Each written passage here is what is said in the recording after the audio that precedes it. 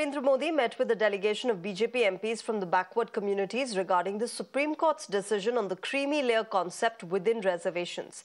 The MPs expressed their concerns in a memorandum over the Supreme Court's recent observation on the implementation of the creamy layer concept within the reservations.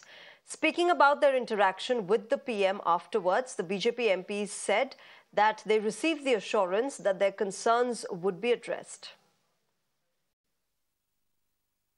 देखिए, हमने आज प्रधानमंत्री जी को ST/SC के सभी माननीय सांसदों ने एक संयुक्त रूप से एक ज्ञापन हमने दिया है। प्रधानमंत्री जी को हमने कहा कि इस क्रिमिनल का जो विषय है ये ST/SC पे लागू नहीं होना चाहिए। यह हमारे ज्ञापन का मुख्य जो अंश था।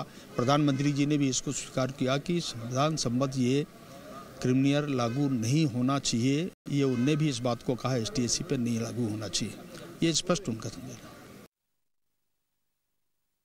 माननीय प्रधानमंत्री जी से आज भी हम 10 मिनट पहले मिले हैं और अपनी चिंता हमने व्यक्त की और प्रधानमंत्री जी ने सभी सांसदों की बात बड़े ध्यान से सुनी और उन्होंने आश्वासन दिया है कि जो सुप्रीम कोर्ट की ऑब्जर्वेशन आई है सरकार सभी सांसदों के हित में आगे कार्रवाई करेगी और जो सुप्रीम कोर्ट ने अपना जो ऑब्जर्वेशन दी है उसके जो हमारे सांसदों का हित जिसमें सुरक्षित होगा वो सरकार जो है उस अपने सांसदों के हित के साथ जाएगी। यानी जो क्रीमी लेयर का जो बारे में ऑब्जर्वेशन दी है वो क्रीमी लेयर सरकार की ओर से जो है वो लागू हम नहीं होने देंगे। ये हमें प्रधानमंत्री जी ने आश्वासन दिया है।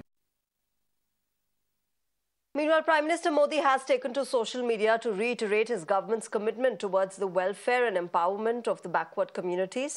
On the 1st of August, the Supreme Court delivered a landmark verdict allowing states to have the authority to subclassify SCs and STs. One of the judges, Justice B.R. Gavai, observed that the states must devise a policy to exclude creamy layer from the SC/ST category so that those who truly need reservation get its benefits.